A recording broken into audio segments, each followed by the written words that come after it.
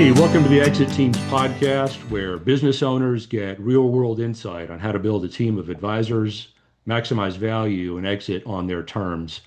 I'm your host, Bob Tankesley, author of Exit Teams.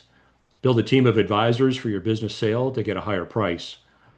You can find that book and all kinds of content at our ongoing media project website, exitteams.com. Today, I'm joined by a true expert in the world of tax strategy and financial clarity, my good friend, James Marosek. James has been a CPA for 30 years, yeah, practicing up in Duluth, Georgia, helping business owners and high net worth clients make wise financial decisions from a tax perspective. So, whether you're years away from selling or thinking about an exit now, this episode is packed with must know tips to help you avoid costly mistakes. Let's dive in. James, good to have you. How you doing? Doing well. Good afternoon. I was trying to think the other day how far you and I go back. Was it, I want to say 2010 or 11, maybe something like that? Yeah. Yeah, really points up the power of networking, getting to know good folks. Um, well, let's get right into it. I'm really excited, honestly, to have you as a guest because financial statements, let's be honest, they're usually a mess. Yes, Business, yes. and the other side of that coin is that's usually the first place buyers go when they're looking at a new business, a business that's new to them that they're considering buying. I mean, uh, almost without fail, they tend to use those financial statements as a screening mechanism. And I heard somebody say if you put enough financial statements together, they tell a story, either a love story, a drama, a horror story, or maybe a really, in rare cases, a feel-good story. Um, that tells what happened in the business over a certain period of time. But let's back up a little bit. You're a CPA, uh, been at this for 30 plus years. I'm a CPA as well, but I don't practice anymore. But from where you sit, what role do you typically see a CPA plan typically play in the exit planning process? We're right from the beginning, it's something, as a CPA, I want to make sure that my clients are thinking about what the long-term game of the business is. What are you going to do with it? Is your son, your daughter going to come up, help you run it? Are you going to form a partnership? Are you going to sell it one day? But really think about what you're doing today, but thinking about down the road and always looking ahead and making sure they're setting up retirement plans, healthcare plans, things that would, um, you know, make people want to come work for them. Giving the right benefits and things. So, you know, we're always, I'm always looking at getting them to think down the road and then also getting them to focus on the financial statements, because a lot of business owners, they just want to go out there and make money, and they focus on doing what they love to do, and a lot of times financial statements is not what they love to do. So I tell them, like, think of me as like your strength coach, that you may not want to do this, but you'll thank me later for doing it. So let's sit down on a regular basis, go over the financial statements, and I want to get your input, make sure that you understand what's going on, and then let's talk about what's going to happen next year or 5 years down the road, and at least just give me what your thoughts are off the top of your head so that I know where this thing is going. A lot packed in there, man. Appreciate all. I mean, what you're describing is kind of this what we've heard all these years is that true trusted advisor relationship. Who's going to be there with the owner by their side through every event, every IRS audit, every company that they're considering buying, every key employee that they're deciding to possibly hire, every loan that they might take out.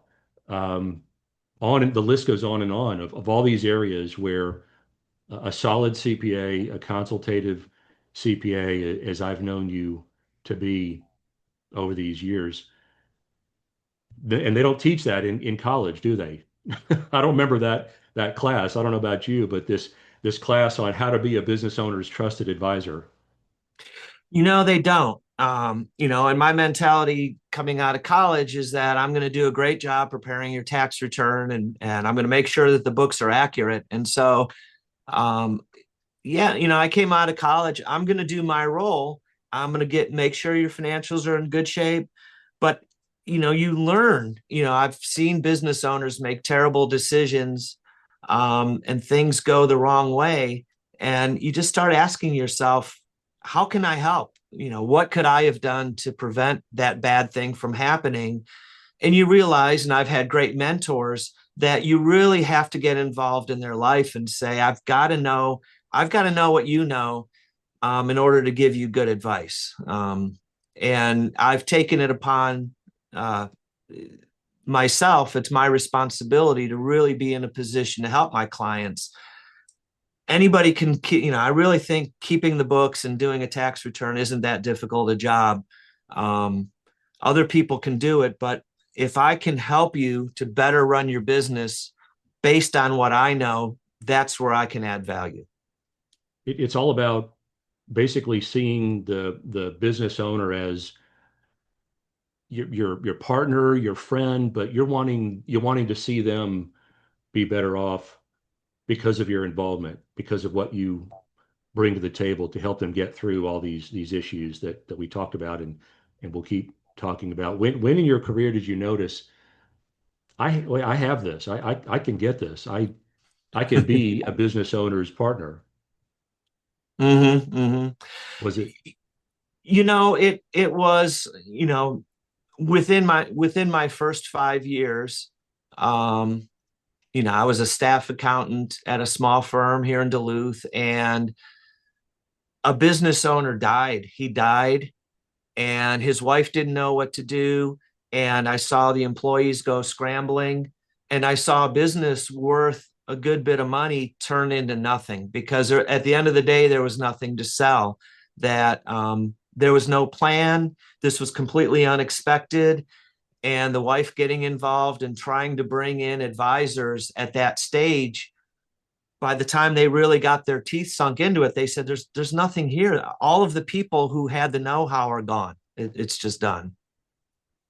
boy that's really sad. And I'm hearing more about that. Here we are in what, the middle of 2025, and baby boomers. I don't know if this business owner you mentioned was a baby boomer, but I think they still own about two-thirds of all small businesses. And before the pandemic, as of about 5 years ago, they owned about three-fourths of all small businesses. So the trend is going down. They're selling off.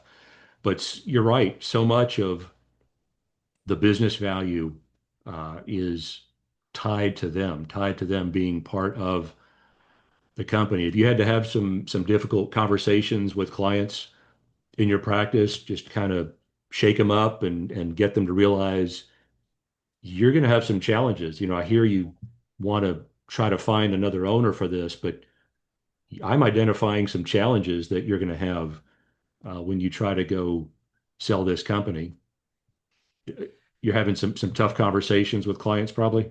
I do. And I've seen enough to know that, whatever you think your business is worth, it's probably worth a fraction of that. Um, I do encourage and use my networking to send clients to the right people that can help get a valuation of what a business might be worth, Yep. and do it at a time when there's no stress.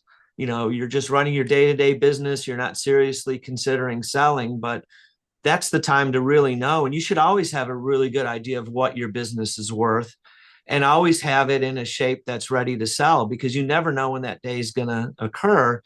And at least if you have a realistic idea, um, then you'll be able to really kind of put together a plan instead of that dream number. I think I learned as a kid, I collected baseball cards, and I get all excited about these cards that are worth all of this money, and then when it comes time to sell, there's just nobody willing to pay that kind of money. And it's very disheartening to see something that you think is worth a lot of money, but then trying to find somebody willing to pay that money, what they want versus what you're offering don't necessarily come to terms, that they want the card graded and in perfect shape, and they want all this stuff done.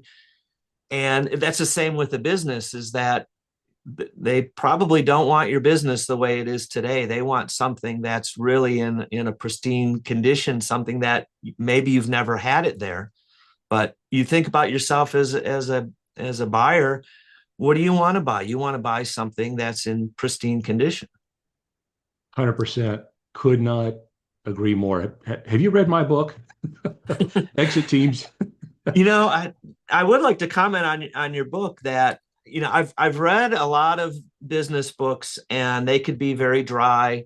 And I quite honestly, I was expecting that, just a lot of statistics and things, but your book read like a story.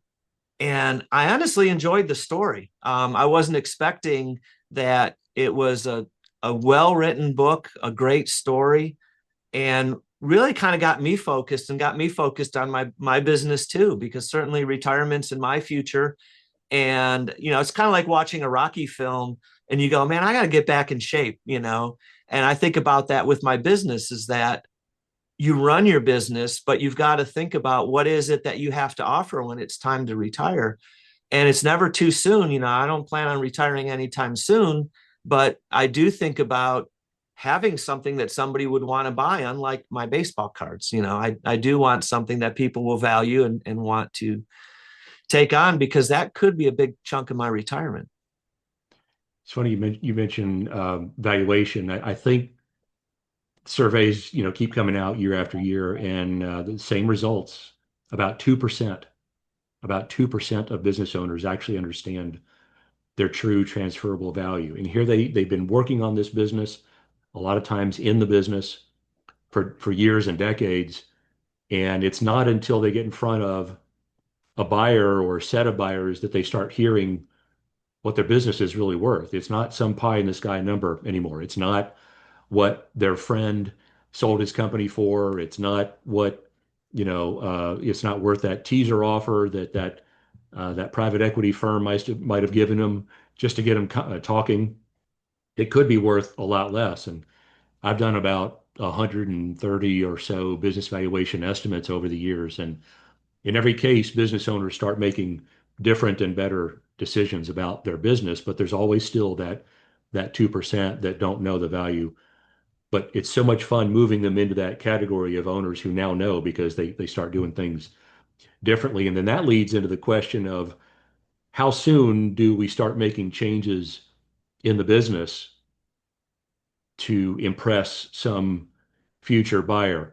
If you're not somebody's CPA already, you're not doing their taxes, their accounting work, how often, how early rather, would you want to be brought in to talk with an owner? Let's say they're interested in changing their accounting provider, their tax advisor.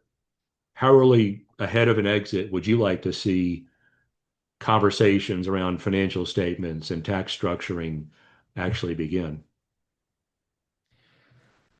You know, there's really not a time that's too early to do that, you know, because you really do want a history, that I would say to any business owner, um, you really need to be working with a CPA that's looking out for your best interest. And what that means is that you have good, clean, fair tax returns that you're ready to show to a potential buyer. You know, your most honest statement is going to be your tax return, because why would you overstate your income on your tax return? So any Excellent. clients that are looking to Excellent buy, point. I'm like, let's get their tax returns and let's look at it, because that's going to be the most honest statement you're going to get from them. But then also, a history of GAAP financial statements, preferably, and Jay, real quick, could you I'm just hold sorry. that next thought? Just hold that Okay. next thought. Could you just real quickly give us, our listeners and viewers, a definition of GAAP? GAAP. Um, GAAP would be, it stands for generally accepted accounting principles. And the reason why those are important is that it makes it easier to compare uh, statements from your company with other companies. That if everybody's using the same rules, it's just going to make things more comparable. Most businesses keep their financials based on a cash position, which is just basically money in, money out, what's left over. Um, that doesn't always give you a realistic interpretation of how the business is doing. So, I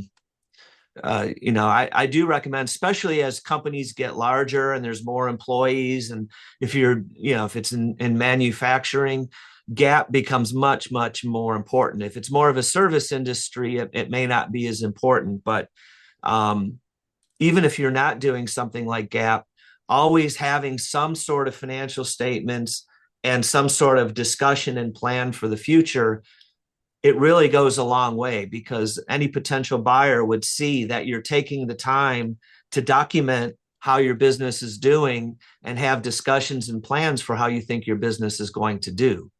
And they'll know if it's been going on for a number of years, this isn't something that they're putting together quickly because of a sale. This is the order of business. This is what they do. So it really shows a potential buyer that you put a lot of time and care into this aspect, the financial aspect of your business, which a buyer will find to be very important. And I would also add a buyer's provider of capital, whether the buyer is borrowing from a bank, that capital is coming from a bank, or a buyer is going to an investor or a pool of investors, and they're providing that capital. You've got to impress them as well, uh, because that tends to be fairly conservative money.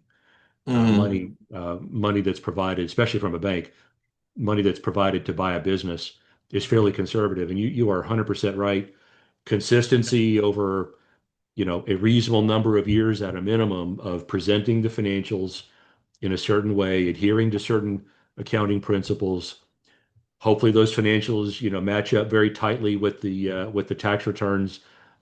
Just that guard that buyers have about, a new business that they're looking at for the first time, just that guard just comes down. Those walls start to come down. So financials are a fantastic place to start to increase their Mm-hmm. confidence level.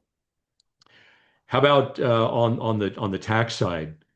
We've here we are again, 2025. We're talking about potential sunsetting of a lot of tax code provisions that affect both individuals and businesses. Sunsetting meaning a lot of those favorable provisions go away, or they're scheduled to go away at the end of this year. And as we're having this podcast now, Congress hasn't decided and the president hasn't signed any kind of tax bill. But you have any thoughts on what the I'm asking you to look into your crystal ball, what the Mm-hmm. mood of the country is right now? Are we likely to see um, some of those things remain in place, other things to be added, all of which is both individual and investor and small business friendly? I am optimistic. I for a long time had a very pessimistic view on where our taxes were going, and I would tell my clients to expect rates to go up, expect to pay more in taxes. Um, but I believe that, at least for the short term, I believe that the tax cuts that we're enjoying now are going to be continued. Um, I'm pretty optimistic about that. Um, you still always want to be worried about the long term. And, one thing I do tell my clients is that, um, we don't know what the future will bring. The best we can do is prepare for it. And, make good decisions, save money, put money away, be ready for that rainy day. And that rainy day could be tax hikes, it could be economic conditions, so, just getting them to understand that, just because something's going a certain way today doesn't mean it will tomorrow. Um, and so just be ready for it. But, to your question, I do think that the tax cuts are going to continue. I think that the economy would be devastated if we were to suddenly, lose some of these tax breaks. That would be, I showed my clients when we got these tax breaks, I showed them, this is how much money you saved. You need to understand this, because when these expire, it's going to go the other way and it's going to be devastating. So, I have made sure that my clients understood what the impact was and that they understand if these expire, there's going to be a severe impact at that point. Yeah, I'm hopeful that we don't have to use the words this provision will expire too Hmm. much more. I hope that there's enough of a momentum to make some things, I'm using air quotes now, permanent. Yes, But yes. I mean, here I go. I'm getting detailed now. Section 179 depreciation, that seems to be a perennial business owner favorite.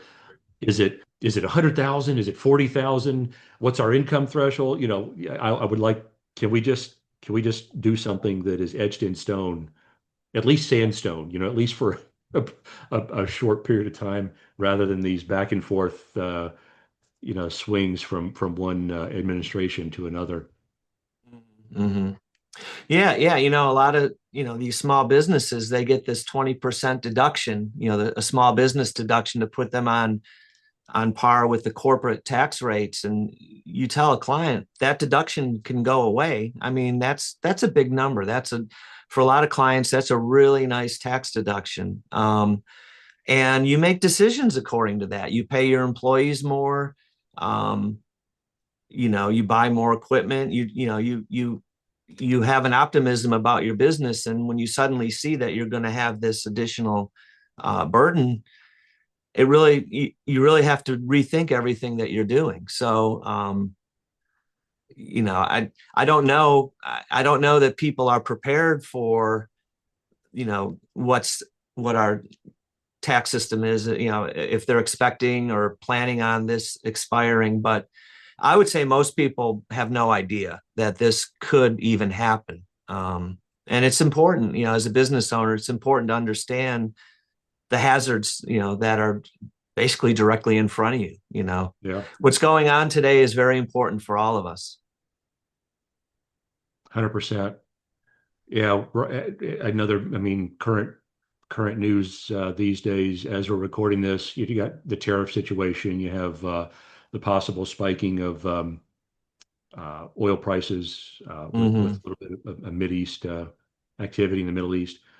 It really makes the point that the advice that you can give should probably coordinate and be collaborated with the advice from an attorney, the advice from a wealth manager, the advice from a valuation specialist, banker, probably you could put in that list. But you know, as we say in the book, that it literally the team-based approach is something that tends to improve owner outcomes. Have you been on an exit team?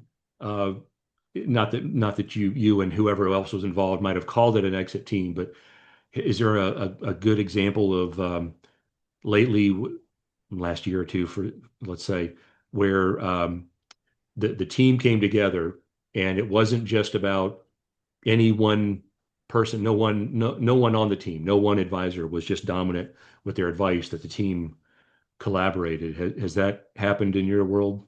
That's happened many times. Yes. And Oh, it's wow. so important because as a CPA, I can only play a role. I can help you sell your business from the standpoint of having really good financial information. I'll make sure that, we could substantiate, we've got the contracts and the loan agreements and all of the IRS stuff that everybody's going to want to see. Yep. But you really need people with experience and people to help you get the business ready to sell. You want to have people that really know how to market your business, people that know what your business is worth. Um, that becomes so important because, you look at something as rare as your business, and how do you market it? Who do you sell it to? Well, there's people out there that know. A CPA wouldn't necessarily know. Maybe some of my clients might have an interest in what you do, but you get a good team of people that are really knowledgeable. um, you know, it's really going to go a long way and help you make good decisions and really get much better price for your business than just trying to do it yourself or try to find somebody local that might be interested in your business, as is, especially if it's as is and there's no plan to get it ready to sell. You mentioned, you kind of opened with a story earlier in your career how a business was too dependent on the guy who had passed away, and it's so common. Is there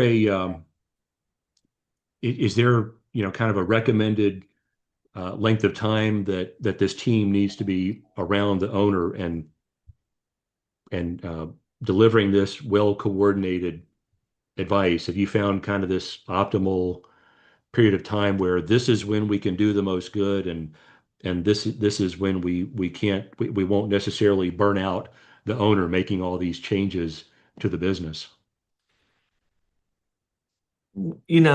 I think, really, and what I try to do with my clients is really from day one, talk to them about a team. And maybe a young business owner really isn't ready for that yet, but at least get them thinking about it and thinking of, try to think about your long term, that you need to grow your business, you need to put money away for retirement. And when that time comes, you're going to need a good wealth advisor that you can trust and grow with. You're really going to need good legal counsel. And, anybody that, especially somebody that brings in partners or additional stockholders, the thing I like to say to them is, you guys should have regular valuations and maybe agree, especially as people get closer to retirement, agree that you'll use those valuations when it's time for somebody to either buy or sell stock. Because how does anybody know what a business is worth? That's a very difficult thing to consider.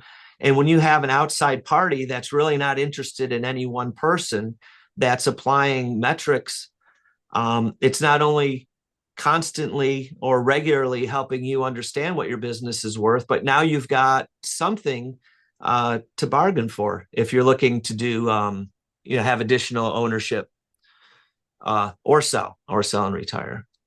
Yep.